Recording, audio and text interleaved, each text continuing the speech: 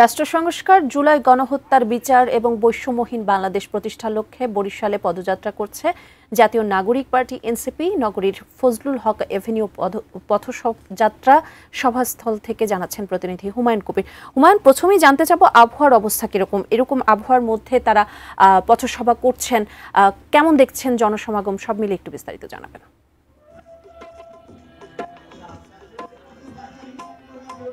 NCP নেতৃবৃন্দ ইতিমধ্যে বরিশালে এসে পৌঁছেছে। তারা ভোলা থেকে সড়ক পথে বরিশাল এসে পৌঁছেছেন কিছুক্ষণ আগে, এবং এখন নেতৃবৃন্দ হাসপাতাল রোডে, সেখানে একটি কলেজ রয়েছে, ল কলেজ, সেখান থেকে তারা পদযাত্রা শুরু করেছে এবং তারা পদযাত্রা সহকারে এই যে পদযাত্রা মঞ্চে তারা আসছে। আমি রয়েছি বরিশাল নগরীর ফজলুল হক এভিনিউ সিটি কর্পোরেশনের সামনে, যেখানে পদযাত্রা মঞ্চ তৈরি করা হয়েছে, সেখানে আমি রয়েছি এবং এখানে আমি দেখা যাচ্ছে এখানে অনেক লোকের সমাগম ঘটেছে। ইতিমধ্যে বিভিন্ন জায়গা থেকে মিছিল সহকারে এনসিপির নেতৃবৃন্দ এই মঞ্চে এসে পৌঁছেছে এবং তারা এখন বর্তমানে এখানে যেহেতু নেতৃবৃন্দ এসে মঞ্চে কিছুক্ষণের মধ্যেই পথসভার মঞ্চে এসে পৌঁছেছে।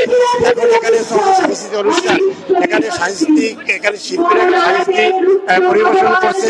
আর বিকেল আমি জানিয়ে রাখি যে বিকেল থেকে বিভিন্ন জায়গা থেকে এনসিপির সহকারে তারা এই পথসভা মঞ্চে এসে পৌঁছেছে এবং পথসভা মঞ্চে এখন আমরা দেখতে পাচ্ছি জনতার ঢল নেমেছে। এখানে অনেক মানুষ হচ্ছে এবং কিছুক্ষণের মধ্যেই নেতৃবৃন্দ এবং এনসিপির যে আহ্বায়ক নাহিদ ইসলাম সহ অন্য নেতৃবৃন্দ তারা আসবেন এবং তারা এখানে গুরুত্বপূর্ণ বক্তব্য রাখবেন, কিছুক্ষণের মধ্যে চলে আসবেন।